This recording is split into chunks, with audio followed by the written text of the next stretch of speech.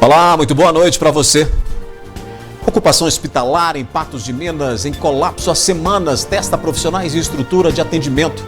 Idosa da Vila Padre Elaú está com Covid-19. Quadro é leve e pode ser em decorrência das 2 doses tomadas por ela da vacina. Paciente é obrigada a trocar o hospital de campanha por unidade particular depois de sair para exame e perder vaga. Família agora pede ajuda para pagar a conta. Funerárias enfrentam alta nos preços e demandas. Matérias-primas são reajustadas em mais de 200%. Direção do hospital de campanha trocada. A Assembleia Legislativa de Minas Gerais instaura CPI para apurar fura-fila da Secretaria de Estado de Saúde.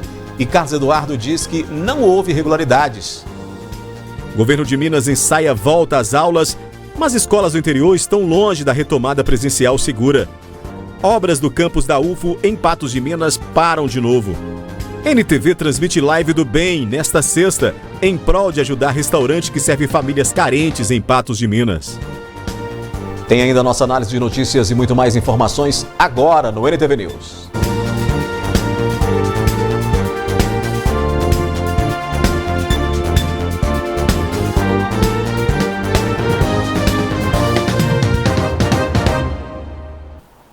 A Assembleia Legislativa de Minas Gerais instaurou nesta quinta-feira uma CPI para apurar se houve fura-fila de vacinas do secretário estadual de Saúde, Carlos Eduardo Amaral, e de outros servidores da pasta. Eles tomaram vacina contra a Covid-19 mesmo fora da lista de prioridade do Plano Nacional de Imunização.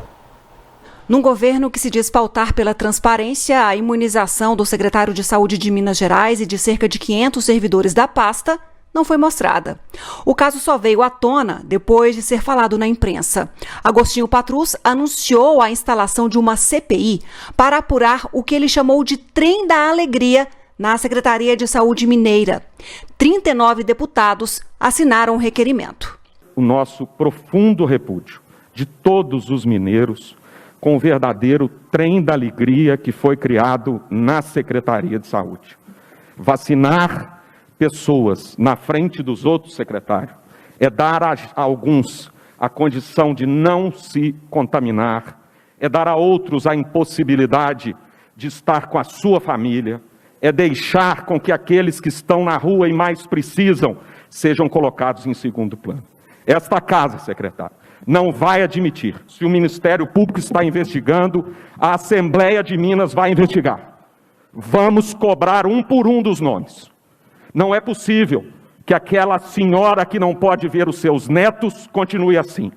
E uma casta que se acha privilegiada, que se entende à frente dos demais, possa ser vacinada num local escondido, sem a comunicação à imprensa, até que a imprensa descubra o que aconteceu. Tenha certeza, secretário, esta casa vai fazer a sua parte. Isto é um escândalo nacional. Furar a fila por parte de um órgão público, daqueles que estão em casa, não pode acontecer em Minas Gerais. O secretário de Saúde de Minas foi chamado no plenário para dar explicações aos deputados antes do anúncio da instalação da CPI. Esse Programa Nacional de Imunização, ele sempre considerou a Secretaria Estadual de Saúde como prioridade e ainda continua sendo assim até hoje. O que nós fizemos desde o início dessa vacinação foi o seguinte: seguir o que o Programa Nacional de Imunização traz. O Programa Nacional de Imunização, ele fala primeiro para se vacinar os trabalhadores da linha de frente. O que são isso? São aqueles que efetivamente estão nos CTIs, nas UPAs, no SAMUS, lidando com a Covid.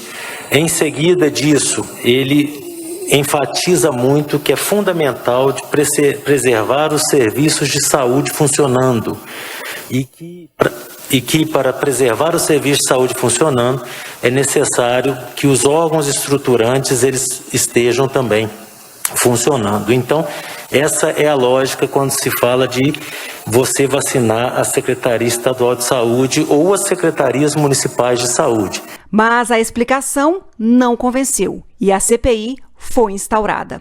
A denúncia do fura-fila na Secretaria de Saúde de Minas Gerais também é investigada pelo Ministério Público. O governador Romeu Zema publicou nas redes sociais que pediu a abertura de uma investigação pelos órgãos de controle para apurar possíveis irregularidades e que determinou o envio imediato à Assembleia Legislativa da lista de todos os servidores imunizados. Depois de se reunir com o secretário de Saúde nesta quinta-feira, Romeu Zema disse que Carlos Amaral prestou esclarecimentos e garantiu que adotou ações técnicas e legais. O governador pede ainda maior velocidade e prioridade das pessoas mais expostas aos riscos. Em coletiva nesta quinta-feira, o secretário de Estado de Saúde reafirmou que não houve irregularidades na imunização e seguiu o protocolo do Ministério da Saúde. Carlos Eduardo ainda corrigiu os números e confirmou que 806 servidores da pasta foram vacinados contra a Covid-19, inclusive ele. Em Patos de Minas, a secretária de Saúde e servidores da pasta também foram imunizados contra a Covid-19. A orientação partiu de um documento emitido pela Secretaria de Saúde do Estado. Em nota, a Prefeitura confirma que a secretária de Saúde de Patos de Minas, Ana Carolina, e servidores da pasta foram vacinados contra a Covid-19. O texto esclarece ainda que a secretária de Saúde atua como professora de estágio supervisionado no PSF e na UPA e está dentro do grupo prioritário. A ordem vacinal foi estabelecida pelo governo federal e detalhada na deliberação 3.314, assinada pelo secretário de Estado da Saúde, Carlos Eduardo. O documento do Estado destaca que podem receber a dose trabalhadores das Secretarias Municipais de Saúde, Secretaria Estadual de Saúde e órgãos estaduais de saúde, que, em razão de suas atividades, tenham contato com o público e também demais trabalhadores da saúde, incluindo os administrativos. Uma audiência de conciliação foi realizada nesta quarta-feira entre a Justiça Federal, o Ministério Público Federal, Construtora Pisolato, Caixa Econômica Federal de Patos de Minas, Copasa e representantes dos moradores do bairro Quebec. Na reunião online, que durou quase 5 horas, ficou acordado que um estudo de impacto do mau cheiro lançado pela estação de tratamento de esgoto deve ser realizado. A Copasa não está na ação proposta pelo Ministério Público, mas foi chamada para prestar alguns esclarecimentos. Na reunião presidida pelo juiz da primeira vara da Justiça Federal de Patos de Minas, Dr. Flávio Bittencourt, o município de Patos se comprometeu em 15 dias a revisar o processo de concessão das licenças e alvarás dos loteamentos Jardim Quebec 1 e 2, implantar, com auxílio técnico da Copasa, uma rede de percepção de odores para a identificação das moradias mais atingidas. Os pedidos referentes ao cumprimento dos condicionantes da estação de tratamento de esgoto e da instalação da rede de atendimento à saúde serão objeto de acordo extrajudicial, formalizado por meio de termo de ajustamento de conduta. Caixa Econômica Federal se comprometeu, com auxílio da Prefeitura, a atualizar o cadastro das famílias ocupantes dos residenciais, com dados dos nomes dos moradores, a data de ocupação do imóvel e se houve transferência do título. Isso deve ser feito em 30 dias úteis. O Ministério Público Federal, a Caixa Econômica Federal e a Pisolato se comprometerem em orçar o estudo de diagnóstico com projeto de soluções que identifique, proponha e projete medidas alternativas para a eliminação ou redução dos gases tóxicos e maus odores liberados pela ET. Após o estudo, uma nova audiência será marcada para dar o parecer final. A informação é de que todas as partes querem um acordo, que depende do resultado do estudo. A ação pede a retirada de 100% do mau cheiro e gases, ou que os moradores que estão dentro do perímetro de 250 metros da ET, 590 famílias afetadas, sejam indenizadas. Em instantes aqui no News, a gente mostra que o Hospital de Campanha recebe doação de livros para entreter pacientes. O governo de Minas ensaia a volta às aulas, mas escolas do interior estão longe para a retomada presencial segura. E obras do campus da UFO em Patos de Minas param de novo.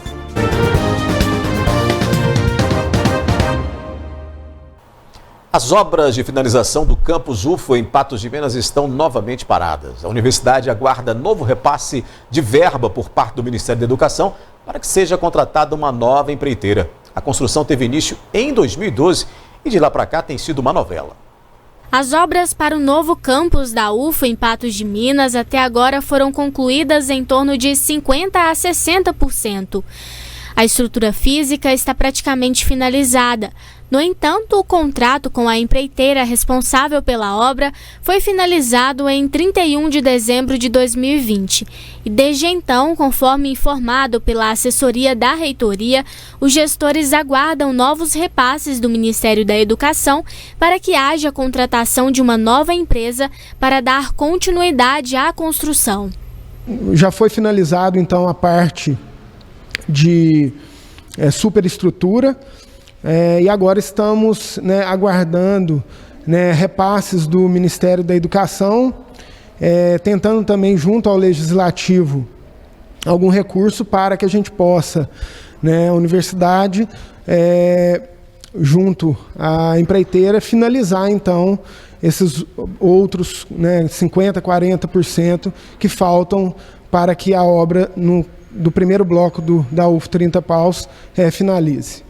Além disso, o ano de 2020 foi um ano de dificuldades para se conseguir recursos a fim de manter a construção em andamento para ser finalizada. São necessários ainda 8 milhões de reais para a finalização do primeiro bloco. Ainda segundo o assessor, já foram enviadas solicitações junto ao Ministério da Educação para conseguir recursos que serão destinados à obra e espera-se que até o fim deste semestre haja um retorno por parte do Ministério quanto aos pedidos que foram enviados. Faltam aproximadamente 8 milhões de reais para a finalização do primeiro bloco da UFO Patos de Minas. Tanto a reitoria, quanto a assessoria aqui de Patos de Minas tem empenhado esforços, enviando junto ao MEC solicitações de recursos. No entanto, o orçamento esse ano da universidade está um orçamento mais reduzido. No entanto, a gente ainda tem esperança, ainda no primeiro semestre desse ano, conseguir aí uma sinalização positiva para a continuidade das obras do primeiro bloco da UF lá no 30 Paus. O governo de Minas ensaia a retomada das aulas presenciais na rede estadual. Entretanto, tem um sério problema para resolver, Preparar as escolas para que isso aconteça. Muitas instituições do interior não têm estrutura alguma para uma volta segura. Salas de aulas vazias. O silêncio toma conta da escola. Antes de Patos de Minas ser inserida na onda roxa, os locais de ensino público já se preparavam para a retomada das aulas através do ensino híbrido. Havia uma preparação para receber os nossos alunos de forma híbrida, parcialmente, e depois vieram novas orientações em função desse agravamento da pandemia. E a gente teve que nos reprogramar. Já estávamos começando a aprender, no ano de 2020, nós já tivemos essa experiência e agora nós tivemos esse recomeço online. Com a onda mais restritiva, os locais não conseguiram ainda ficar prontos para uma retomada imediata. Nós precisamos continuar nos equipando. Boa parte do equipamento emergencial para esse acolhimento a esses estudantes já foram adquiridos, através da verba do PDDE emergencial, que a gente já recebeu parte dela, mas outros equipamentos serão necessários devido ao grande número de alunos dessa instituição. Segundo o superintendente regional de ensino, Carlos Coimbra, a alternativa serão os estudos por meio de plataformas digitais. Essa semana é a semana do acolhimento. Professores estão preparando, conversando com os alunos. A partir de semana que vem, eles já começam a trabalhar com os PETs. Por enquanto, virtual, porque nós não tem nem como imprimir e entregar nesse momento para o aluno. Então a gente pede muita compreensão da família nesse momento, aqueles que não podem, que não têm acesso, mas que será entregue. Assim que terminar essa onda, os diretores, juntamente com os professores, vão entregar esses PETs. Orientações podem ser passadas através da instituição de ensino do aluno. As escolas estão fechadas, mas tanto diretores, todos os funcionários estão trabalhando, eles estão fazendo teletrabalho e estão atendendo por e-mail, por telefone. Então esse aluno já sabe todo o contato aí que ele tem da escola, que ele possa estar mandando e a escola enviará para ele esse número, que é o número da matrícula. Nessa senha será enviado para ele. A expectativa é de que tudo passe logo, para que algumas atividades presenciais possam ser retomadas. Tudo na vida tem pontos positivos. A pandemia e com a retirada dos alunos da escola, nós passamos por uma reforma geral no prédio escolar que estava precisando, e quando esses alunos retornarem, a gente vai acolher cada um deles, né, com um abraço e com a escola nova. Um grupo de profissionais da saúde decidiu se unir para praticar outra boa ação. Eles arrecadaram cerca de 1.000 livros que serão doados a pacientes do hospital de campanha.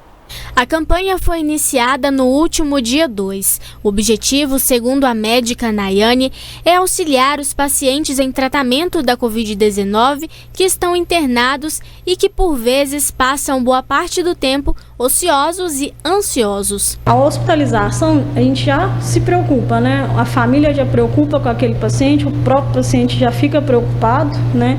E no caso do Covid, tem um isolamento, né? Que é o isolamento hospitalar, que não pode nem receber visitas. Então, ficam bastante ansiosos. Em uma semana de campanha, foram arrecadados aproximadamente 1.000 livros, dos gêneros mais variados possíveis. São gibis, revistas, cadernos para colorir, caça-palavras e outros. Muitos estão vindo aqui no posto de coleta, né, que colocamos aqui na clínica. Aí vêm, param, deixam o material, higieniza, né, deixa o material. E também alguns que estão em isolamento, como os idosos, que tem doações também, ligam para nós estamos indo até o local, buscando também e fazendo a separação do material para entregar.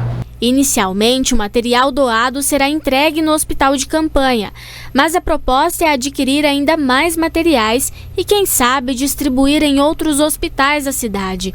Quem tiver de doar pode deixar aqui com nós, pode ligar, que estamos arrecadando mais justamente para poder estar cedendo a outros hospitais que queiram, que a coordenação autorize, né, e que vai fazer diferença aí no tratamento do paciente, sim.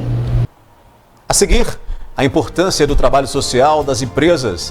E no Dia Mundial do Rim, os cuidados com as doenças renais que afetam 10 milhões de brasileiros. –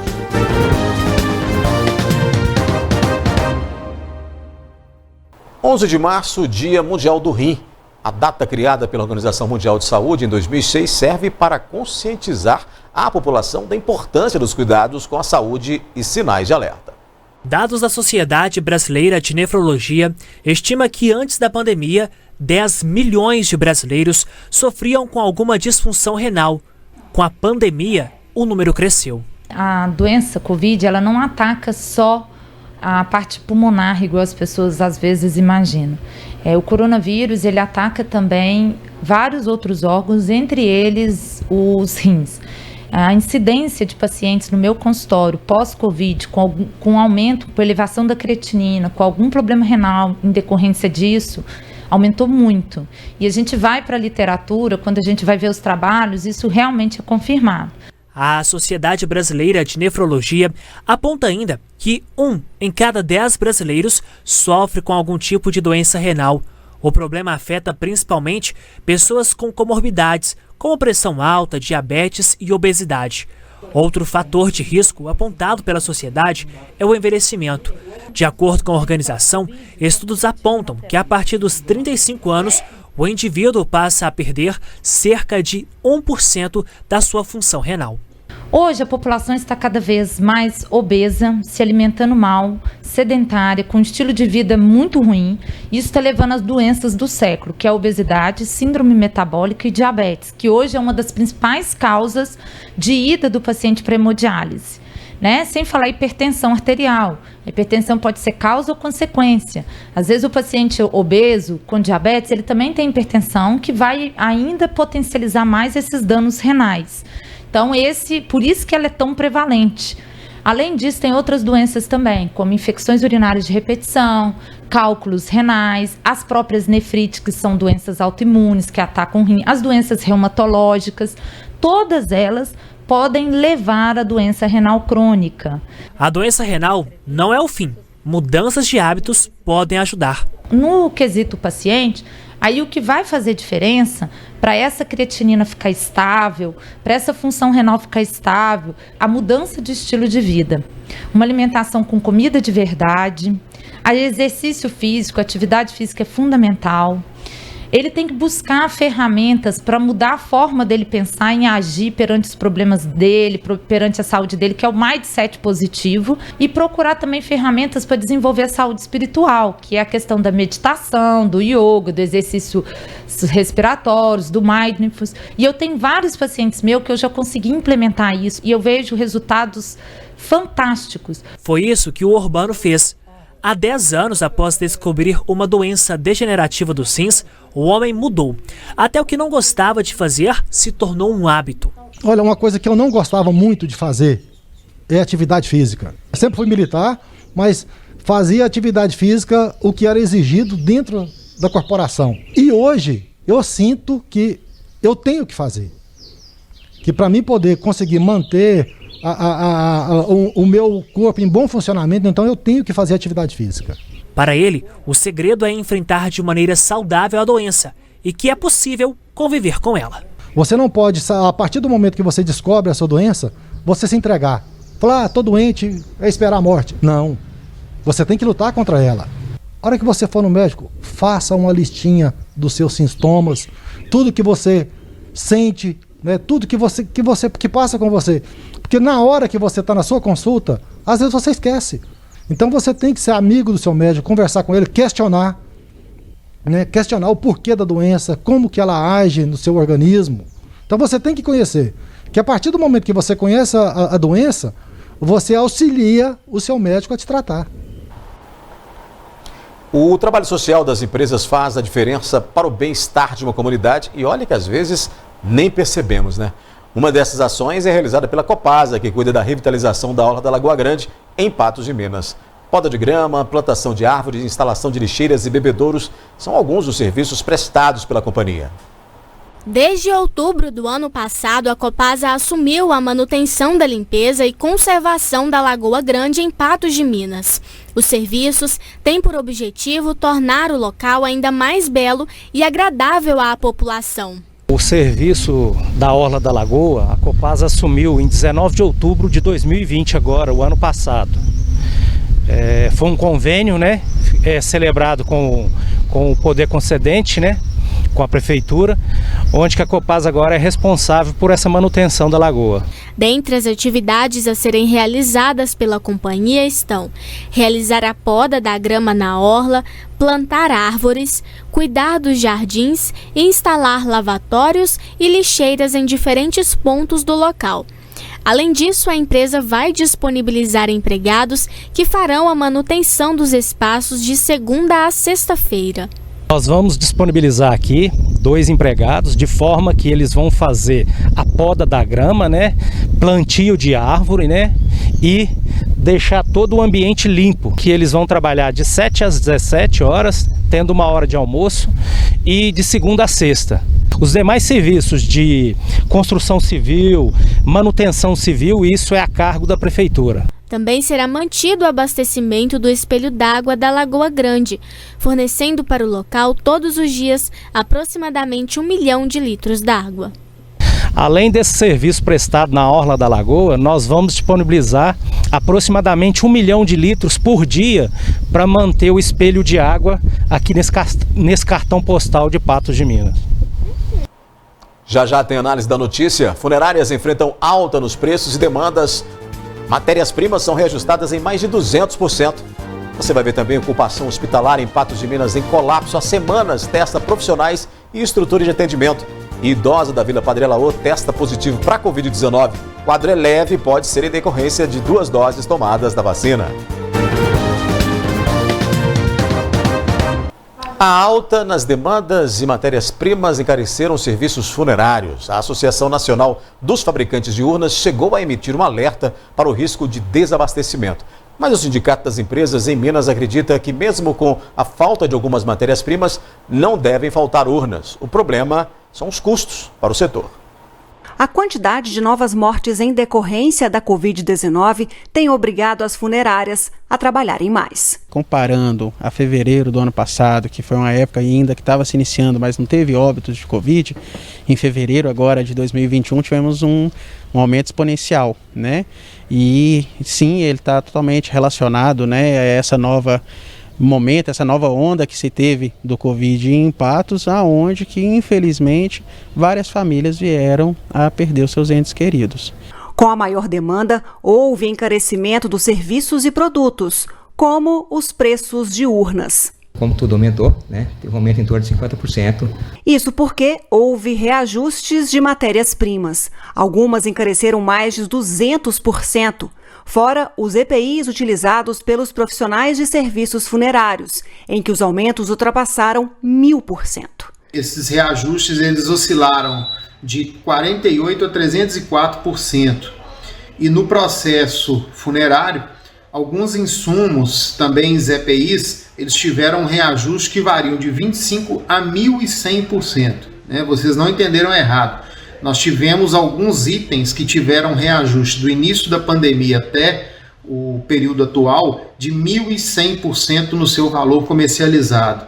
A Associação dos Fabricantes de Urnas do Brasil emitiu uma nota e alerta que a maioria dos fabricantes estão com a capacidade comprometida, que a falta de matéria-prima pode fazer com que haja atraso nas entregas ou até o não fornecimento, e que os reajustes estão sendo constantes e, por vezes, impraticáveis.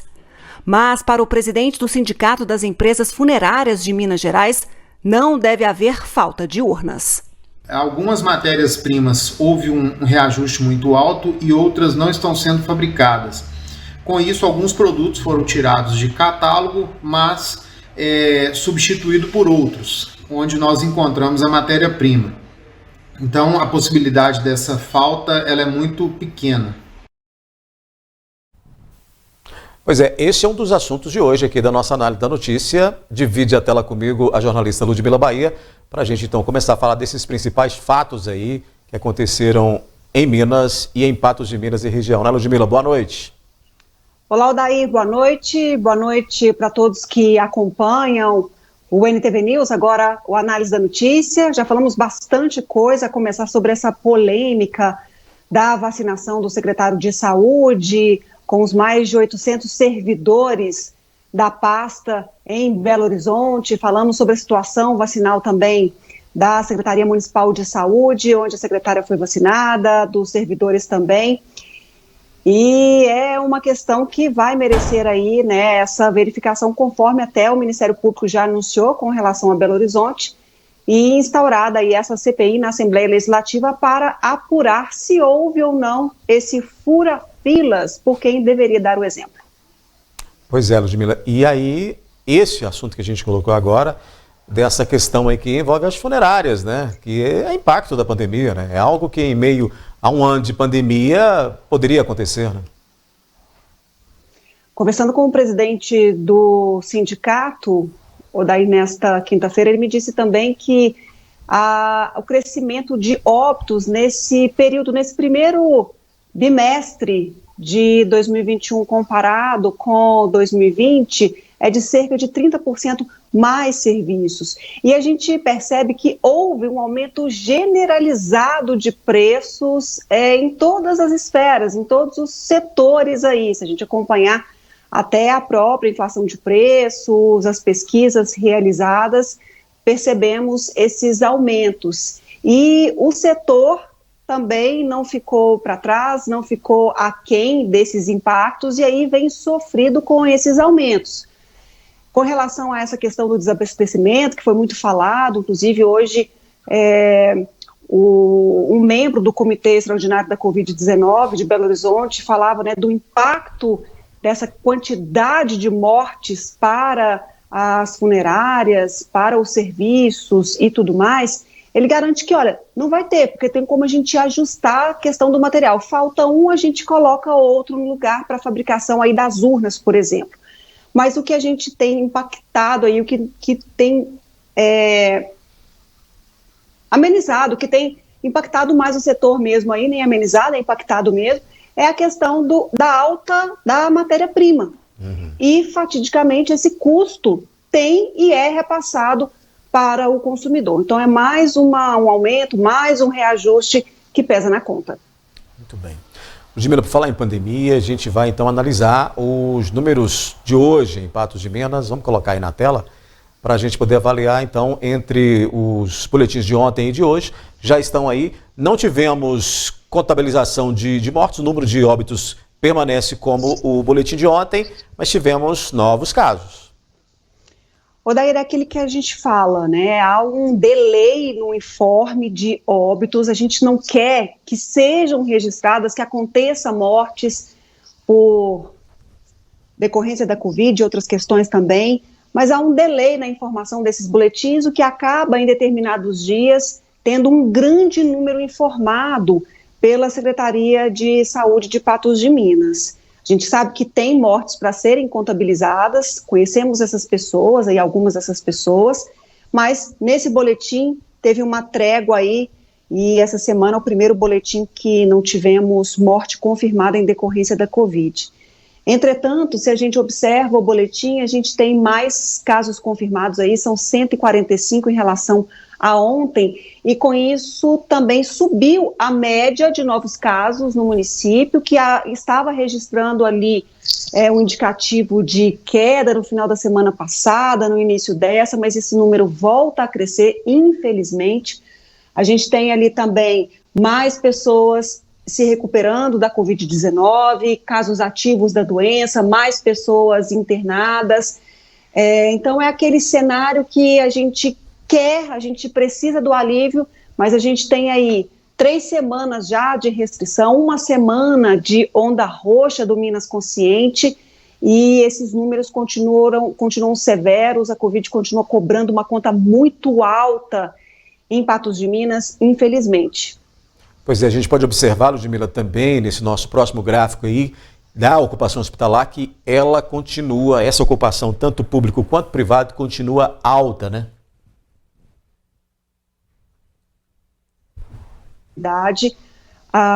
Em Patos de Minas, na região noroeste como um todo. O estado confirmou aí que a macro-região enfrenta colapso no sistema, junto com a leste, na ocupação total de leitos hospitalares, não há vagas, e é uma situação, Odair, que preocupa em todo o estado. Das 14 macro-regiões de Minas Gerais, 12 estão com uma ocupação hospitalar em alerta e 2 já em colapso. Então a gente tem uma disponibilidade aí de 500 leitos de terapia intensiva em todo o estado, e o que a gente tem visto é que mais pessoas tendo que ficar internadas em decorrência de complicações da Covid, até mesmo porque até o próprio secretário de Saúde de Minas Gerais confirmou que há várias cepas circulantes no estado, e a gente sabe que o comportamento viral é diferente em muitas dessas cepas. Então, a necessidade de uma internação, de acompanhamento médico e, com isso, o risco de desassistência à saúde. Pois é, Ludmila, lá no ano passado, ali, junho, julho, quando alguns especialistas chegaram a dizer que a gente teria uma pandemia diferente no próximo ano devido a esse agravamento, e essas pessoas chegaram a ser, inclusive, ridicularizadas por políticos e por outras pessoas. É o que a gente vê agora, né? Nós estamos vivendo uma nova pandemia. A pandemia, a inicial, já é coisa do passado. A gente tem aí estabelecido uma nova pandemia, não só em Minas Gerais, não só em Patos de Minas, mas no Brasil todo, com variantes que estão aí em todos os estados, né? E mais grave, por mais que conheçamos a gravidade do coronavírus, por mais que saibamos as medidas necessárias, o que estamos diante, o que estamos vivendo é uma verdadeira guerra, onde mais pessoas conhecidas são vítimas, são infectadas, mais doentes na fila dos hospitais. É uma nova situação e que agora beira um desespero, beira uma preocupação maior por conta aí dessa capacidade assistencial. Vamos falar agora do caso de uma idosa, Ludmila, da Vila Padre Laô, que está com Covid-19. Há 13 dias ela apresentou sintomas leves e foi levada para a UPA, onde ela ficou internada por 2 dias. Mas a idosa passa bem e o quadro é leve.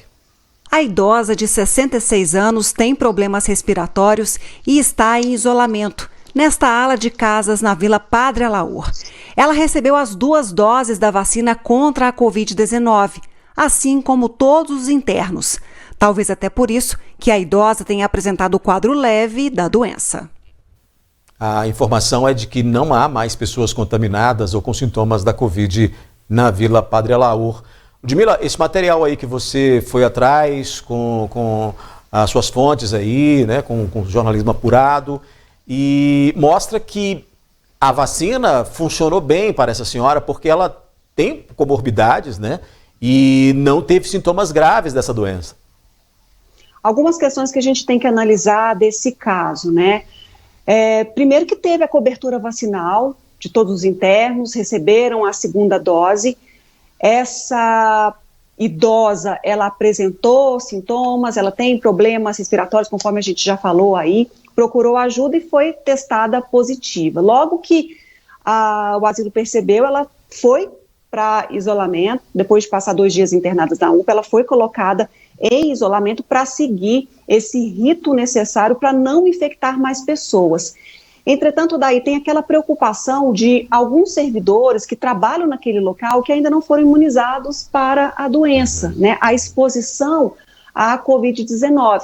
Então, essa idosa, ainda bem, ela se recupera. A gente sabe que nenhum imunizante contra a Covid-19 é 100% eficiente, pode acontecer. A gente sabe que essa variante brasileira, a chance de ter uma reinfecção, inclusive, é muito maior. Mas, assim como outros casos, inclusive como a enfermeira brasileira também, que a gente viu, depois de ter sido imunizada, a forma da doença se apresentar foi amena, conforme aconteceu com essa senhora que a gente deseja e estima pronta recuperação. O problema, Odair, é de quem tem que conviver ou está próximo, né? O temor em relação a essa doença. E também desperta aí a ansiedade em muitas pessoas e a necessidade de uma aceleração nesse rito vacinal, até para que tenhamos mais pessoas aí protegidas, porque por enquanto tá parecendo o Zé Gotinha, sabe? Lembra aquela campanha de antigamente? A conta-gotas mesmo, que tem sido distribuídas essas doses, o que causa aí uma aflição em toda a sociedade. Aí a gente vê ainda esses casos de reinfecção. Nesse caso, ainda bem, a doença se apresenta de uma forma amena, mas são as pessoas, aquelas que a gente não quer de jeito nenhum por conta de chances maiores de complicações, também estão expostas ao vírus, quer queira, quer não, infelizmente. Muito bem. Sugere-se que ela tenha não apresentado, então, agravantes, justamente por ter sido imunizado, mas isso é uma questão que só a ciência pode aí confirmar. Mas o que a gente imagina é que tenha sido isso, né? Até porque é a possibilidade, é para isso que se vacina, né? Vamos fazer uma parada rápida aqui, Ludmila. Daqui a pouquinho a gente fala de uma live do bem, né? A MTV vai transmitir live do bem nesta sexta em prol de ajudar restaurantes que servem famílias carentes em Patos de Minas. Direção do hospital de campanha é trocada. Paciente é obrigada a trocar o hospital de campanha por unidade particular depois de sair para exame e perder vaga. E família agora pede ajuda para pagar a conta. Uma patense procurou o hospital de campanha para tratar a Covid-19. No local, teve que deixar a cadeira para fazer um exame e, ao voltar, uma surpresa. A vaga tinha sido ocupada. Desesperada, a família a transferiu para o hospital particular. O desespero de uma filha. Minha mãe recebeu o resultado positivo para a Covid dia 23 de fevereiro. Até então ela começou com os medicamentos, antibióticos, todos aqueles que os médicos passam. Ela ficou 4 dias dando febre, muita febre. Aí eu falei com ela para estar procurando um hospital de campanha, para eles estar fazendo raio-x nos pulmões dela, porque febre é infecção. Ela procurou o hospital de campanha, eles falaram assim que isso era só mais uns sintomas do Covid, que estava normal. Gabriele é filha da Viviane. Após o diagnóstico da Covid-19, a mulher, que tem 35 anos, precisou fazer um exame no hospital público. Porém, não foi possível. Na mesma noite, ela sentiu muita falta de ar. A minha avó chamou a ambulância para estar levando ela para lá para o hospital, né? Aí eles fizeram o raio-x e falou que realmente os pulmões dela estavam comprometidos. Mas para saber a porcentagem, ela tinha que estar fazendo uma tomografia. E lá no hospital de campanha, essa tomografia não estava sendo feita, pelo SUS não estava fazendo. Então eles deu alta para ela e pediu para ela estar fazendo particular. E assim foi feito. Na manhã seguinte a gente fez essa tomografia. E assim que pegamos o exame, voltamos lá para o hospital de campanha. Aí a médica viu e falou que realmente estava muito comprometido. O pulmão dela estava 90% comprometido. Aí ela ficou internada. Como estava dando muita falta de ar, ficou no oxigênio. O leito que a paciente ocupava com oxigênio recebeu outro paciente em questões de minutos. A partir daí, um pesadelo. No outro dia ela saiu cedo para fazer um exame de sangue. Quando ela voltou, o lugar que ela estava tinha outra pessoa. Não tinha mais oxigênio para ela, não tinha medicação, não tinha soro, não tinha nada. Eles colocam minha mãe lá no corredor. Desassistida, a única escolha foi tirar a mãe dali e encaminhá-la para outra unidade hospitalar. E como ela estava passando muito mal, eu tomei a iniciativa de procurar um hospital particular para ela, uma melhora, né? Graças a Deus ela melhorou. Não melhorou 100% do jeito que tinha que melhorar, mas está melhorando. Ela continua no oxigênio. Lá ela tomou medicação, lá ela ficou no oxigênio, lá ela estava no soro, porque ela estava muito desidratada, porque ela não estava bebendo água. Ela não conseguia beber água, ela não conseguia comer, ela estava muito fraca que não conseguia pegar no telefone dela para dar notícia para a gente. E graças a Deus a gente está tendo muita melhora. A família agora enfrenta um outro problema, além da falta de vaga, né? Pagar a conta na unidade particular. O desabafo de uma mãe que viu a filha ser contaminada pela Covid-19. Muito preocupante, né? No início ela começou a fazer o tratamento tomando os remédios que a médica do posto passou, porém ela não teve melhora. Ela só teve piora. Ela foi para o hospital de campanha porque passou mal, né? Deu falta de ar.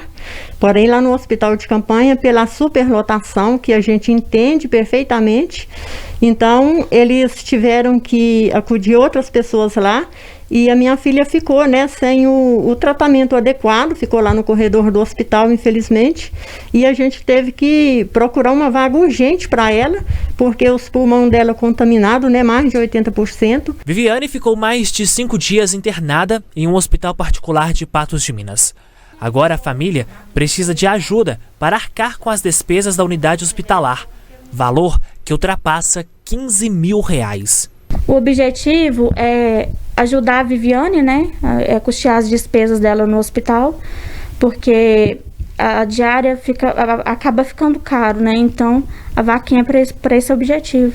Já vai pelos 14, 15 mil reais. As doações podem ser feitas por Pix, opção celular 34 99842 1228 e também por meio da conta agência 0142, conta 82006, dígito 1.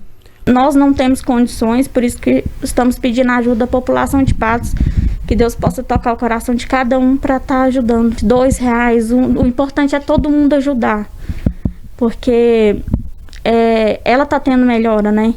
E a gente não podia deixar, a família não podia deixar ela do jeito que estava. Em nome de Jesus, né? E desde já eu quero, né, também agradecer a vocês que estão aqui nos ajudando, né? E também a todas as pessoas que já têm colaborado, todas as pessoas que vão ajudar, né? Que Deus abençoe e recompense a cada um.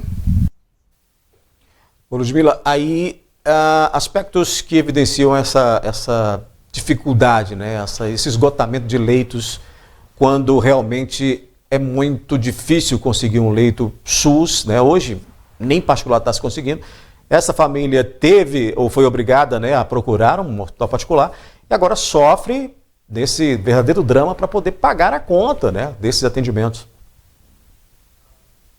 Pois é, daí foi muito estranho o que aconteceu com a Viviane. Nós, inclusive, tentamos uma resposta junto à Prefeitura de Patos de Minas, porque a Viviane foi no hospital de campanha para ser atendida, saiu ali para fazer um exame conforme a filha dela estava explicando, pedida no próprio hospital. Quando ela voltou, não havia mais esse leito e a família ficou desesperada, porque ela precisava desse oxigênio ali imediatamente, não tinha, e naquele desespero para restabelecer a saúde, para seguir o tratamento, então a família retirou a Viviane para seguir o tratamento em um hospital particular. E aí vem esse desdobramento, né? Bom, no desespero a gente busca ajuda onde ela estiver, depois a gente resolve um novo problema, que é com relação ao custo ou às custas hospitalares. E é exatamente agora esse novo sofrimento da família, né? Como vamos pagar a conta? Preciso que busquemos ajuda e as pessoas se sensibilizem com esse caso, porque é uma reação natural e talvez todas as pessoas tomassem esse tipo de medida caso se deparassem com essa situação lamentável. Muito triste isso, né? A pessoa tá lá sendo atendida, de repente chega, cadê minha cadeira? Não tem mais, tem uma fila de corredor gigantesca ali para ser atendida, porque a gente sabe, até por conta dos próprios percentuais de ocupação hospitalar, que é uma demanda grande, tem gente na fila, tem gente esperando, sai um, entra o outro, é esse o rodízio constante, tanto em hospitais públicos quanto particulares. Essa é a realidade vivenciada há semanas, e agora a família pede encarecidamente, quem puder nos ajude, é um pedido de socorro de novo. É uma medida desesperada para não perder uma vida. Ludmila, vamos mudar de assunto porque eu sei que você gosta da boa música sertaneja e nesta sexta-feira a NTV vai transmitir uma live com a dupla Eric Daylon, né, em prol do restaurante SOS Galileu, que oferece comida às famílias carentes, né? Uma boa ação para uma boa ação. A transmissão começa às 9h30 da noite aqui na tela da NTV.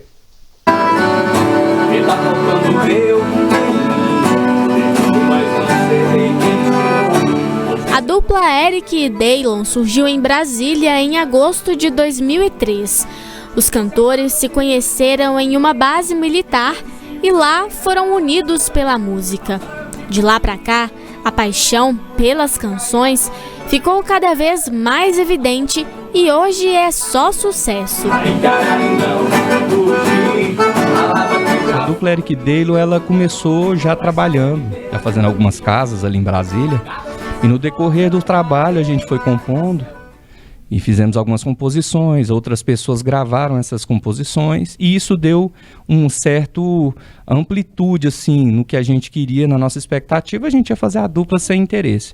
Depois que começou a surgir frutos e as pessoas começaram a dar crédito ao trabalho de compositores, a gente falou, vamos ingressar que vai dar certo. E a gente largou tudo e começou a carreira profissional. A dupla Eric e Daylon fará uma live solidária em prol do restaurante SOS Galileu, que realiza um trabalho voluntário em Patos de Minas. Tudo que a gente ganhar de doação nessa live do bem vai ser convertido em alimentos, em cesta básica, para a gente ajudar o restaurante SOS Galileu da Igreja Galileu Church. Para quem não conhece o restaurante SOS Galileu, é uma instituição, né, não governamental, que todos os dias, ao meio-dia, está servindo um almoço, um alimento de qualidade para as pessoas, para as famílias carentes de Patos de Minas. E o nosso intuito, além de levar a música boa, é também poder ajudar o restaurante SOS Galileu. Por que não juntar tudo, né?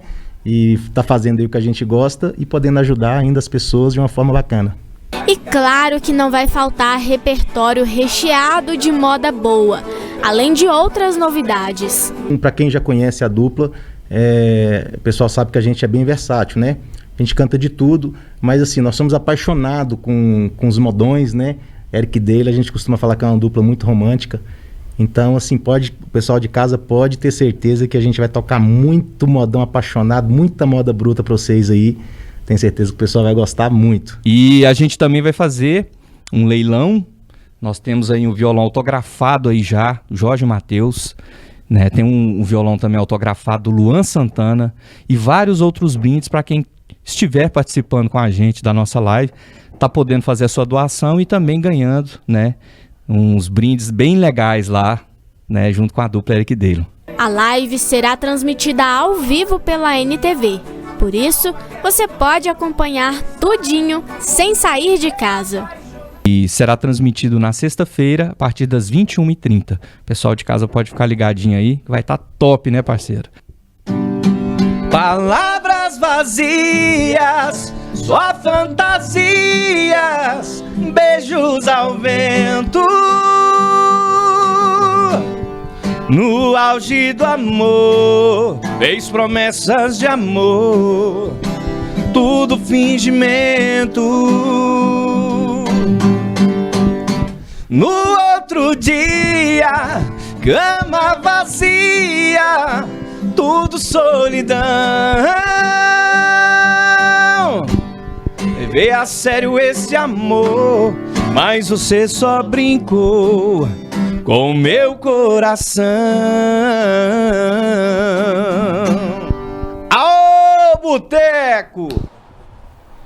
Pois é, Ludmila, não vai faltar música boa e também não falta boa vontade, né, para ajudar. Afinal de contas, é um momento em que as lives estão em alta, está todo mundo em casa, ou pelo menos deveria estar em casa. E aí a NTV, né, não foge da raia não, é engajada nessas ações, nessas boas ações ao longo de sua história, e agora não seria diferente, né? Com certeza, Daíra, a gente acabou de ver o pedido da família, da Viviane, esse pedido de socorro, de clamor, de ajuda para pagar uma conta hospitalar.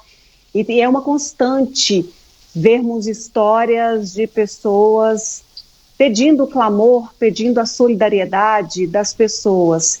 E agora, de uma forma maior, a gente tem essa dupla para a gente distrair um pouco amanhã à noite, sexta-feira, curtir uma música boa, prestigiar os músicos da cidade, da região e ainda contribuir com quem faz e pode fazer também a diferença na vida de tantos, porque sabemos muito bem que a situação é complicada, é difícil, financeiramente apertada para inúmeras famílias e esse local presta um serviço muito grande, né, muito bacana. A gente vai até produzir uma reportagem para mostrar como é que é essa rotina. E é uma oportunidade para que a gente ajude e aí de quebra a gente se distrai com Eric Daylon nessa sexta aqui pela NTV, 9h30 da noite. Certeza que ninguém vai perder, a noite de sexta-feira promete.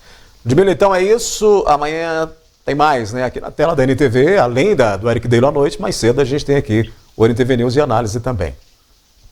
Isso mesmo, nosso jornalismo começa às 11h30 no 30 Minutos, depois tem Gui Boaventura, a gente volta às 19h com o NTV News e também tem o portal Patos Já para a gente conferir todas as informações e também acompanhar em vídeo a programação da NTV, que além do canal 8.1 também é exibido aí pelo nosso site ntv.tv.br e também as redes sociais @NTV Patos de Minas. Daí, muito obrigada pela companhia a todos que estiveram conosco. Boa noite, saúde. Cuidem-se, hein? Muito bem, obrigado, Ludmila. Outras notícias você acessa o portal patosja.com.br. A NTV News volta amanhã, às 19h. Obrigado pela companhia. Até lá.